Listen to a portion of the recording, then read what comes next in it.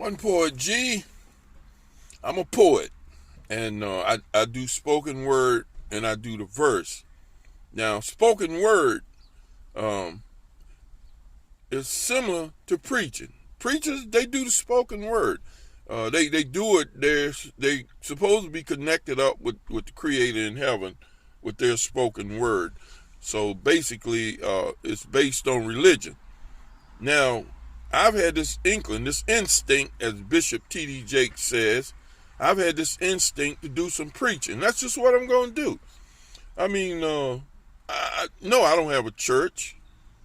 I'm doing this little internet church, and that's the way I'm going to do it. I mean, Bishop T.D. Jakes would probably say, "No, Mr. Morrison, no, stick to being a poet." Well, I'm not going to do it, Bishop. I want to do a little preaching, and that's just what I'm going to do. Instinctively, I'm following my instinct. Anyway, what I want to speak on today, do the spoken word on today, or preach on today, is blessing yourself.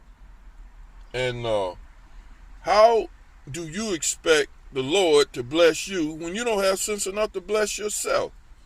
Now, I guess the next question is, how are you going to bless yourself? One way you're going to bless yourself is by not doing things that are wrong and trying to be more right than wrong. You might not be perfectly right, but if you think about doing right and basically you do right, you're blessing yourself.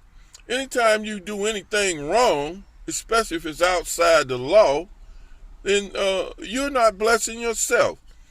Another way you bless yourself is by loving and forgiving and being more understanding with your fellow man. If you're not being understanding with your fellow man, loving and forgiving them, you're not blessing yourself. Because believe me, if you don't forgive other people, you're going to have a problem. You will always be wanting to fight, seek revenge on other people if you don't learn to forgive them. So if you're not loving and forgiving, you're not blessing yourself. Now, I know some people would say, well, I'm not going to love somebody that I can, that, you know, if I'm having a problem with them, I'm not going to love them. Well, it's not all about loving and forgiving them. The first person you should learn to love and forgive in this world is yourself.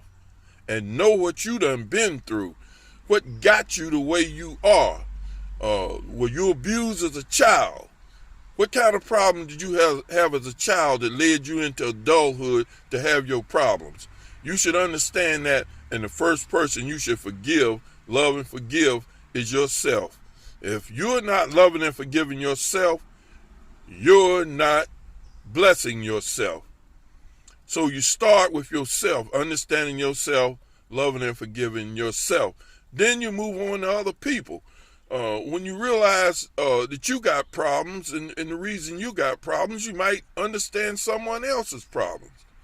Anyway, excuse me, this sermon today is on blessing yourself, learning to bless yourself. If you're looking for blessings, excuse me again, if you're looking for blessing from your Creator and you haven't blessed yourself, then you have a problem. You should learn to bless yourself first and then seek blessings from the Creator and the world around you.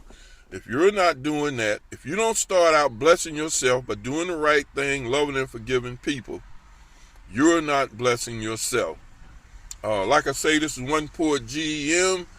This is one of my first sermons under this flag that you'll watch, that you're this on the screen now.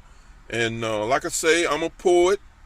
And I'm not really a preacher. I just have the instinct to try to do some preaching. And one reason is because of myself. You know, I look around for years thinking about blessing, being blessed and all that. And I finally realized I was not blessing myself the way I was treating other people. If you're treating other people in a negative, hating, dislike, whatever you want to call it, way, then you're not blessing yourself. Anyway, this is One Poet GM. I'm going to end this now, and I always say, I'm not going to say goodbye. It rhymes too much with die. But I will be back.